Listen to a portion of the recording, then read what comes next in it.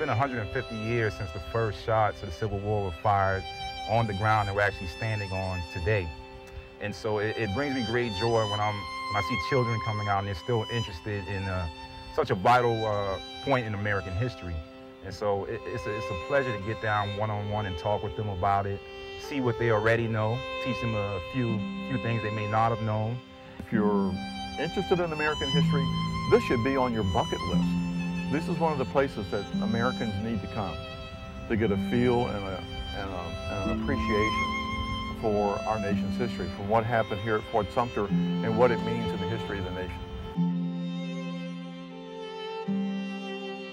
I really like to encourage visitors to Charleston to visit Fort Sumter because it embodies this watershed moment in our country's history when you look at the Civil War and how it changed the type of nation that the United States was. The descendant of an enslaved African is going to look at that Civil War a lot differently than the descendant of a Confederate general. And that's our challenge out there, is to present history as openly and truthfully as we can, but it can be very sensitive and has a lot to do with identity. And that's why people value places like Fort Sumter.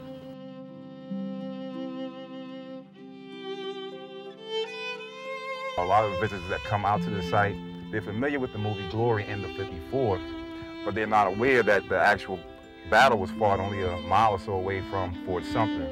And so when they come out, I make it a point to tell them the story of the 54th, because it was important, very important in the Civil War, and important in the 13th, 14th, and 15th Amendment being passed, following the war. I myself, I reenact as a 54th soldier, and so I'm out in a wool uniform, middle of July, because of my passion for it, so it's a very important story. During the bombardment of Fort Sumter, Fort Moultrie played a critical role in that action on April 12th and 13th, 1861. Fort Moultrie is also administered as part of Fort Sumter National Monument, so you can visit it as well when you're on your Fort Sumter trip. If you had a chance to check a map, you'll note that Fort Sumter is on an island at the mouth of Charleston Harbor. Your journey out to Fort Sumter will be the highlight of your visit here to Charleston. You'll have a chance to take a relaxing 20-minute cruise on one of the Spirit Line ships and give you a chance to enjoy an excursion on historic Charleston Harbor. Don't be put off by the cost of the excursion over here. This is a tremendous value. You get not only to experience the historic harbor, but you'll also get to visit the site where the Civil War began.